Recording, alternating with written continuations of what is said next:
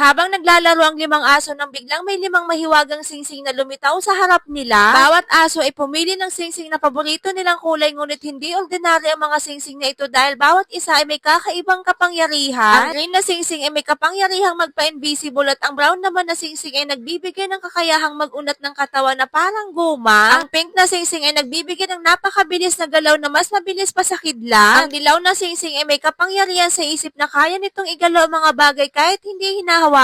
At ang blue na singsing naman ay may kapangyarihang magpaputok ng candy na parang bala. Nagpa siyang 5 aso na bumuo ng isang super team para protektahan ang buong city laban sa mga masasamang tao. Isang araw nakita ng asong may blue na singsing ang mga magnanakaw na nagnanakaw sa isang tindahan kaya agad niyang tinawag ang kanyang mga kaibigan. Pagpasok pa lang nila pinagtawanan na sila ng mga magnanakaw at ang sabi ng isa, paghiwa-hiwain ko kayong maliliit na aso. Nagbigay ng sinyas ang asong may pink na singsing sa isang iglap, kumuha siya ng lubid at sa sobrang bilis ay naitali niya ng buo ang isang magnanakaw. Pagkatapos pinuno ng asong may blue na singsing ang bibig ng isa pang magnanakaw ng mga candy at pinaputok ang mga ito na parang baril. Natumba ang magnanakaw ngulit agad siyang tumayo at ginamit ang kutsilyo para palayain ang kanyang kasama. Biglang inunat ng asong may brown na singsing ang kanyang binti na parang guma at sinipa na malakas kaya ito ay bumagsak. Samantala ang asong may green na kapangyarihan ay hinila ang salawal na magnanakaw kaya ito ay sumigaw at tumalon sa takot. Habang nangyayari ang lahat ng ito, ginamit ng asong may yelo ang singsing ang kanyang kapangyarihan sa isipan at pinaulan ng mga candy mula sa mga istante ang mga magnanakaw. Maya-maya narinig na nila ang tunog ng police patrol sa labas, mabilis na inalis ang tali sa owner ng asong may pink at tumakas ang buong grupo bago pa sila makita ng ibang tao at ganun niligtas ng dog power team ang tindahan.